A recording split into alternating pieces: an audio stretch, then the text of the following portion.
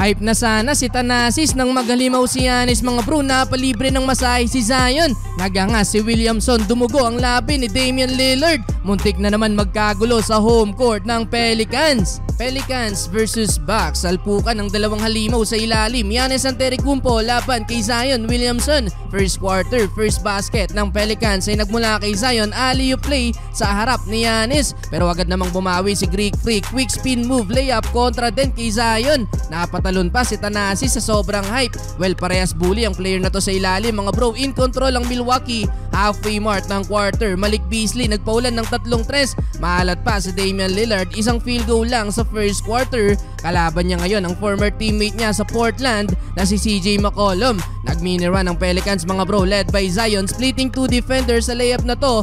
Dito naman mid-air, iniwas ang tira kay Giannis. Tumotal ng 8 points si Zion mga bro. Final minute, nadakdakan ni Trey Murphy si Giannis. Bumawi naman agad ng sidestep move si Antetokounmpo. 10 points sa opening quarter para kay Giannis. Pero lamang ang Pelicans mga bro dahil sa huling basket ni Larry Nance Jr. end of first quarter, 26-25. Second quarter, problema sa Milwaukee. Namagapa ang lamang ng Pelicans. Takeover mode ang big man ng New Orleans na si Jonas Valanciunas. 11 points sa quarter na to. Consistent pa din mga bro si CJ McCollum. Pinapagpag lang ang depensa ng Milwaukee. Kaya naman umabot sa 18 points ang biggest lead ng Pelicans. Sagutan ng opensa, etong si McCollum at Dame time under 3 minutes. Napako sa 10 points si Giannis mga bro dahil sa napakigpit ng depensa sa kanya ng Pelicans. Matik dino-double team sa ilalim si Greek Freak. Kung hindi pa sa alley play na to, di makakapunto sa quarter na to si Giannis. Well, end of first half mga bro, lamang pa din ng 17 points ang New Orleans, 61-45.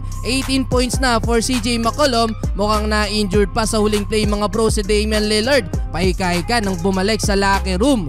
Entering the third quarter, salpukan ulit sa ilalim si Zion at Giannis, and one play para kay Zion, foul si Giannis mga bro, pero sunod na play, agad na bumawi si Greek Freak. Sinagasaan ang depensa ni Zion, parang bumangga lang sa pader si Giannis. Though pasok ang layup, halfway mark, napasub out etong si Damian Lillard dahil dumugo ang labi ni Dame time. Napa-take over mode naman si Giannis at kumana ng 20 straight points si Antetokounmpo. Buwat mode, literal na si Greek Freak mga bro. Baba na sa single digit ang lead ng Pelicans, pero yun nga lang, kulang sa tulong mula sa teammate si Giannis. Nakabawi ng 3 sunod na 3 points ang New Orleans, kaya bumalik lang din sa 12 points ang lamang ng home team. End of third quarter, 85-73. Well, fourth quarter, medyo nagkakapisikalan na din mga bro. Hinigit ni McCollum ang jersey ni Bobby Portis, though foul sa play na yan si Portis mga bro. Dahil sa frustration, bumawi ng siko sa kabila si Bobby. Muntik pang mampang-abot etong si Marshall at Portis. Halfway mark, double digits pa din ang inahabol ng Milwaukee. Naka-attack mode na ulit si Zion mga bro.